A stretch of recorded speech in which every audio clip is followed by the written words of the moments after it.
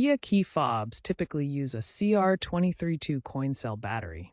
This small battery powers the electronic functions of the key fob. To replace the battery, gently pry open the fob case using a small flathead screwdriver or coin at the seam.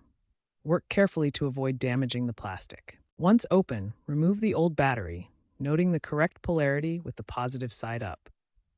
Handle the battery carefully and avoid touching the contacts. Insert the new CR232 battery with the positive side facing up, matching the orientation of the old battery. Press it firmly into place. Reassemble the case, ensuring it snaps together securely.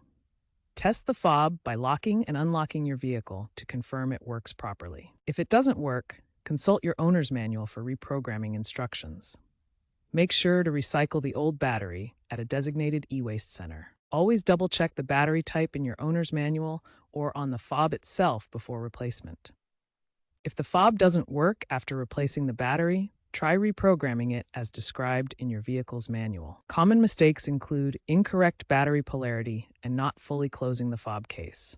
Ensure the case is snapped tightly to protect against moisture and damage. Look out for trends in key fob technology, such as the growing adoption of digital keys via smartphone apps in newer Kia models, potentially reducing reliance on physical fobs and batteries in the future. Consider DIY replacement, as it can save you around 80 to 90% of dealership service costs.